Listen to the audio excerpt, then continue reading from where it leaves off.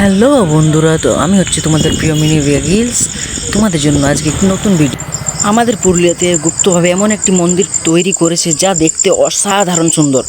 তোমরা দেখলে বিশ্বাসই করতে পারবে না যে এটা পুরুলিয়ার মাঝামাঝি এলাকায় রয়েছে। মন্দিরটির নাম হচ্ছে শ্রী শ্যাম মন্দির। ঘাটু সামনে পরিচিত যে দেবতা, তার জন্য এই মন্দিরটি তৈরি করা হয়েছে। পুরুলিয়ার এই মন্দিরের ভিতরে গেলেই তোমার মন পুরো শান্তি শান্তি হয়ে যাবে।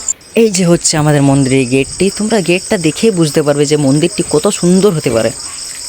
আমি আস্তে আস্তে হেঁটে হেঁটে যাচ্ছিলাম মন্দিরের ভিতর দিকে, আর যতই না মন্দিরের ভিতর দিকে এগিয়ে যাচ্ছি আমার হৃদয় ততটাই শীতল হয়ে যাচ্ছিল। এই মন্দিরের বিবরণ আমি মুখে দিতে পারবো না, তাই তোমরা নিজের চোখে দেখে নাও। তুমি পুরুলিয়াবাসী হয়ে কী করছো, এখনও পর্যন্ত এই মন্দির দেখতে আসো না?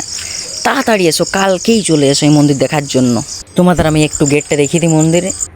এবারে চলো মন্দিরের দিকে এগিয়ে যাওয়া যাক। আমি নিজের পায়ে আস্তে আস্তে হেঁটে হেঁটে যাচ্ছি মন্দিরের দিকে। ভিতর অনেকটাই শীতল হয়ে যাচ্ছিল, মন পুরো শান্তিতে ভরে উঠছিল। তোমরা এলে তোমরা নিজেই বুঝতে পারবে। এবার আমি ঘন্টা বাজিয়ে ট্যান করে ভিতরে মন্দিরে প্রবেশ করলাম। তোমরা দেখো মন্দিরের ভিতরটা কত সুন্দর, এখনও সাজানো রয়েছে।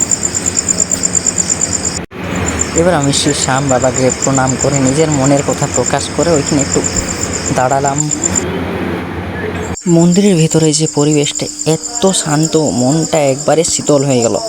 তো আমি তো ঘুরে চলে এলাম শ্রী শ্যাম মন্দির। তুমি কবে আসছো কমেন্ট অবশ্যই জানো। সিকিউরিটি কাকা আমাকে মন্দিরের দুয়ারে ছবি তুলতে দেয়নি, তাই ওনার সাথে একটু দেখা করতে যাচ্ছি। কি বলে দেখাবো? আরে সব তুলছে, মানে হাজারে একটা লোক আছে বলছে তো বাধ্য বলতে। আচ্ছা, এই ব্যাপার। না না, ঠিক আছে, তাহলে কিন্তু তো কাকা বলছেন যে এত এত লোক ছবি তোলার জন্য ভিড় জমে যাচ্ছে, তাই ছবি তোলো না। বাকি যাই হোক, তুমি যদি এসে থাকো তাহলে কমেন্টে জানাও।